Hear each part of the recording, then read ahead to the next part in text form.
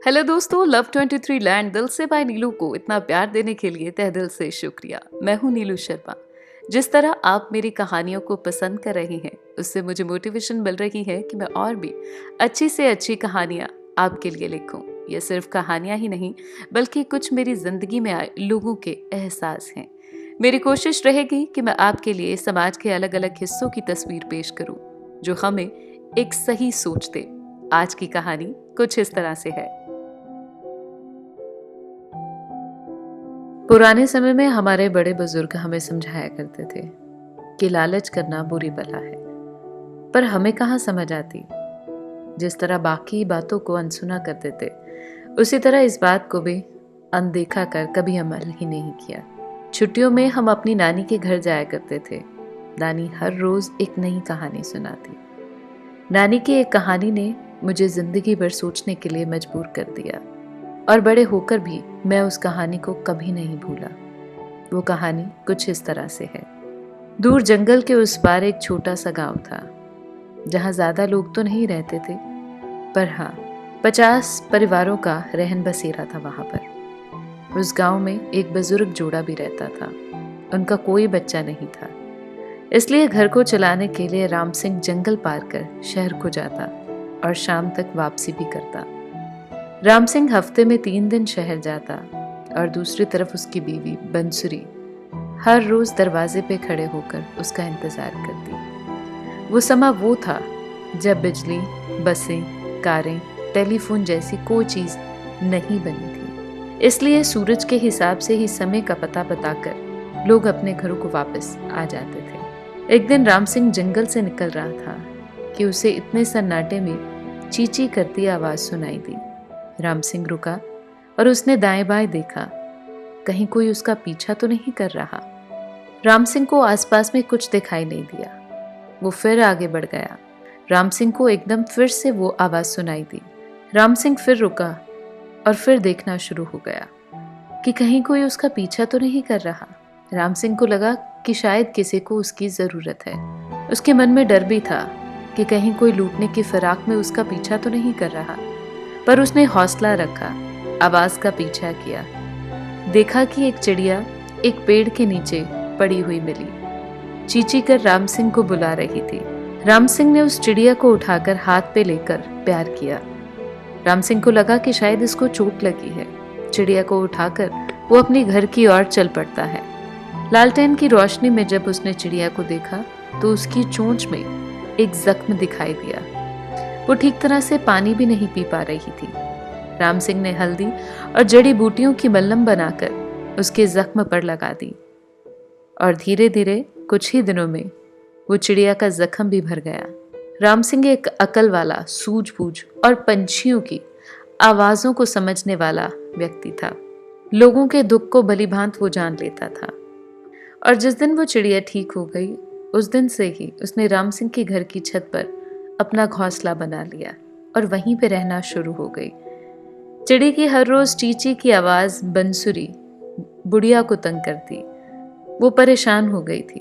उसने इसकी कई बार शिकायत राम सिंह को की कि इस चिड़िया को फिर से जंगल में छोड़ आइए, क्योंकि यह हर रोज बाहर से घास उठाकर घर को गंदा कर रही है। अपनी बीवी के आगे राम सिंह की एक न चली। राम सिंह एक दिन काम पे जाते वक्त फिर से उस चिड़िया को उठाकर जंगल में छोड़ आता है, जिसके बाद राम सिंह के घर में शांति हो जाती है और बंसुरी अपने घर में बड़े आराम से सोती है। एक दिन राम सिंह अपने काम से वापस आ रहा था कि अचानक वही चिड़िया आकर उसके कंधे पर बैठ जाती है और उसको एक सोने का सिक्का देती है, और उसकी तरफ देख फिर से वो उड़ जाती है। राम सिंह को कोई लालच नहीं होता, इसलिए वो सिक्के को जेब में डालकर आगे अपने घर की तरफ चल पड़ता है। घर पहुंचकर जब वो सिक्का अपनी बीवी को देता है तो उसकी आंखें उस सिक्के को देखकर चमक जाती हैं, क्योंकि बंसुरी बुढ़िया बहुत ही लालची थी।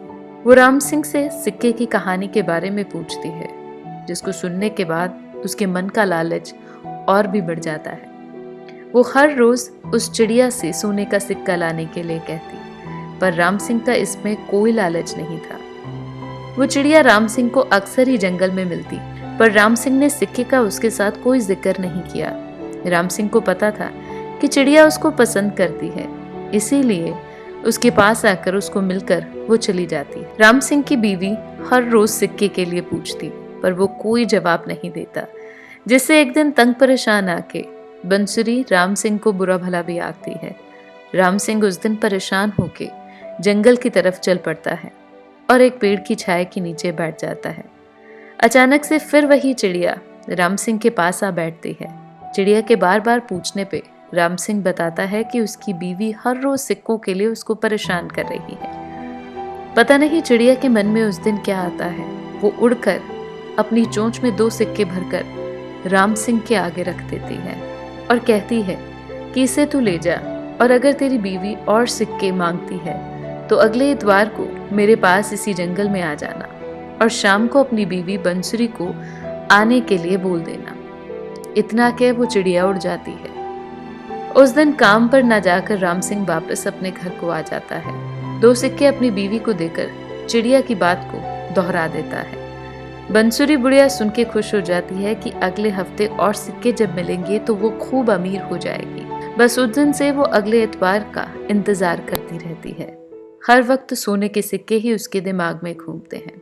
ठीक 6 दिन बाद इतवार आता है।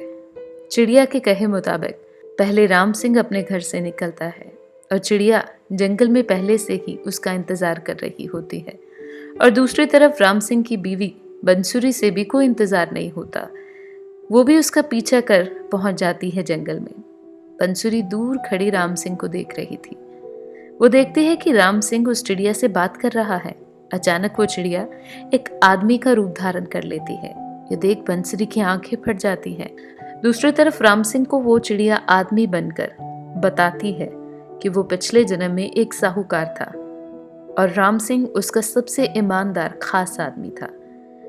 पर पैसे के लालच में बंसुरी बुढ़िया, जो इस वक्त राम सिंह की बीवी है, वो उस जन्म में उसकी बहन थी, जिसने पिछले जन्म में पैसे और सोने के गहनों के कारण उसका कत्ल कर दिया था। इसलिए उसकी आत्मा आज भी इसी जगह भटक रही है, क्योंकि ये जंगल पिछले जन्म में कभी उसका घर हुआ करता था। वो व्यक्ति राम सिंह को अपने पीछे आने के लिए कहता है और एक गुफा के अंदर दाखिल हो जाता है। राम सिंह भी उसके पीछे पीछे चल जाता है। जब राम सिंह गुफा के अंदर पहुंचता है तो पिछले जन्म की पूरी कहानी उसके आंखों के आगे घूम जाती है। राम सिंह को समझ आ चुका था कि यह पिछले जन्म वाला साहूकार मालिक है। राम सिंह के पीछे पीछे बंसुरी भी चोरी चोरी गुफा के अंदर दाखिल हो जाती है। गुफा के अंदर सोने के सिक्कों का ढेर देख खुश और हैरान रह जाती है। इस तरह लग रहा था कि सोने के सिक्कों को देख बंसुरी पागल हो चुकी है। यह सब देख राम सिंह चुपचाप उस गुफा से बाहर आ जाता है। गुफा से बाहर आते ही जब राम सिंह पीछे मुड़ अपनी बीवी बंसुरी को आवाज लगाता है आने के लिए, तो अचानक उस गुफा की जगह सिर्फ जंगल ही नजर आता है। उस जगह गुफा का नामो निशान तक नहीं रहता। राम सिंह को बस वो चिड़िया एक बार फिर से आके मिलती है और कहती है कि आज मेरी आत्मा को शांति मिल गई। मैं कई सालों से यहीं भटक रहा था। आज जब मेरा बदला पूरा हो चुका है, मैं अपनी असली जगह जा रहा हूँ।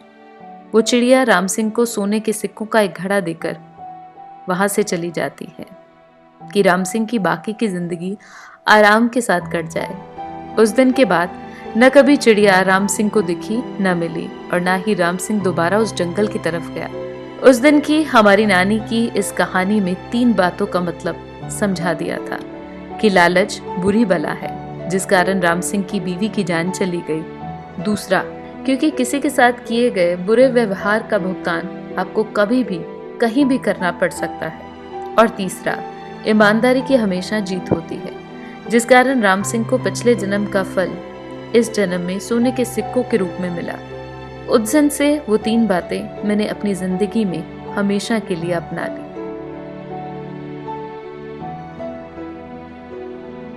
कैसी लगी आज की कहानी? कमेंट बॉक्स में मुझे आप बता सकते हैं। अगर आपके पास भी कोई कहानी है जिसको आप सबके साथ शेयर करना चाहते हैं, तो आप मुझे love23land@gmail.com पर मेल कर सकते हैं।